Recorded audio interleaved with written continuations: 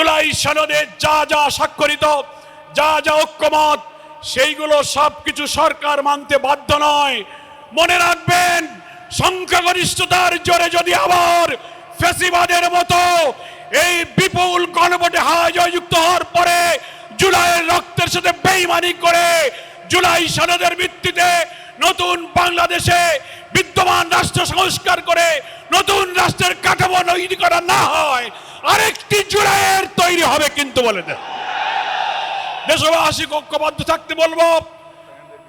যারা ক্ষমতাসীন হতে যাচ্ছেন, এক্ষুনি 2 দিন হয়ে পারল না, রক্ত দিয়ে গড়া জুলাই সনদকে অস্বীকার করলে আপনাদেরও সেই ফ্যাসিবাদের পরিণতি বরণ করতে হতে পারে। জুলাই শহীদ যারা, জুলাই হত্যাকাণ্ড, 30-40 হাজার আহত ক্ষতবিক্ষত দেহ নিয়ে যারা এখনো হাজারি করছে, যারা শাহাদাতের পেয়ালা পান করে তারা পরিবারকে স্বজনহারা করেছে, তার বিচার এখনো হয়নি। আপনাদেরকে সেই বিচার করতে হবে।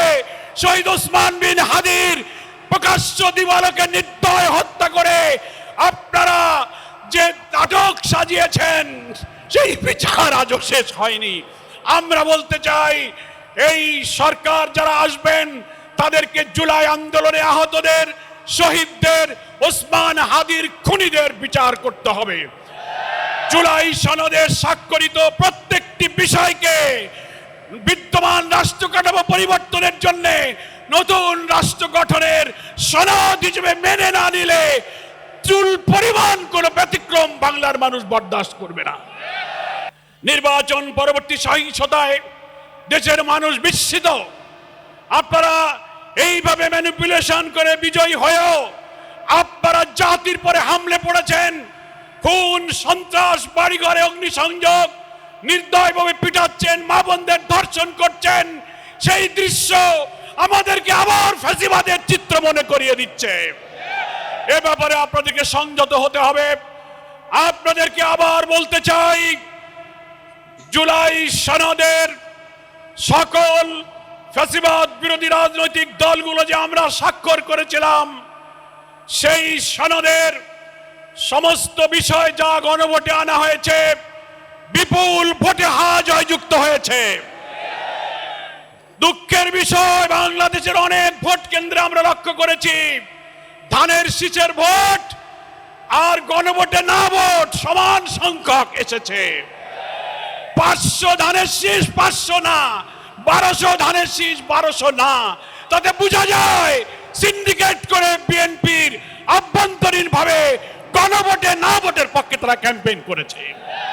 তা না হলে ধানের শীষের ভোট আর নায়ের ভোটের সংখ্যা এক হয় কি করে? এখন নির্বাচনের পরে টক শোতে অনেক বুদ্ধিজীবী, তথাকথিত পেইড সাংবাদিক নামের কিছু বুদ্ধিজীবীরা সরকারের দালালি করে প্রশ্ন তুলছেন।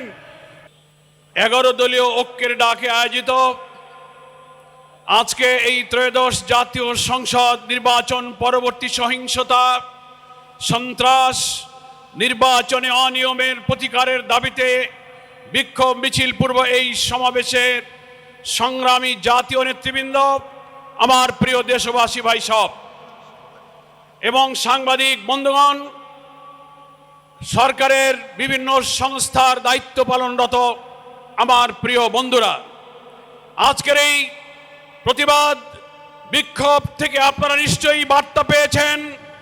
বাংলাদেশের মানুষ এক সাগর রক্তের বিনিময়ে জুলাই বিপ্লবের মধ্য দিয়ে যে নতুন বাংলাদেশের স্বপ্ন দেখেছিল, নির্বাচনে অনিয়ম, ম্যানিপুলেশন, নির্বাচন পরবর্তী সহিংসতা এবং নতুন করে রক্ত দিয়ে গড়া জুলাই সনদকে অস্বীকার করে নানান টকশো বুদ্ধিজীবীদের দিয়ে ন্যারেটিভ তৈরি করে সেটা অস্বীকার করার যে পায়তারা করা হচ্ছে, তার বিরুদ্ধে নতুন করে বাংলার মানুষ আবার ফুঁসে উঠেছে।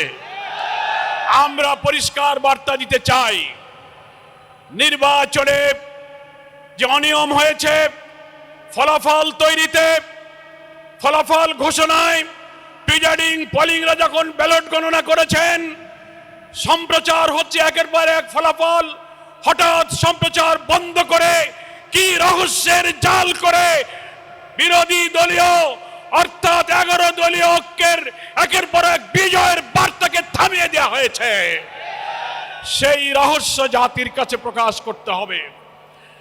যে সমস্ত আসনে অনিয়মের অভিযোগ নির্বাচন কমিশনে দাখিল করা হয়েছে, নির্বাচন কমিশনকে আমরা বলতে চাই, কোনো তালবাহানা না করে অবিলম্বে সেগুলোর সুবিচার এবং নিষ্পত্তি করতে হবে।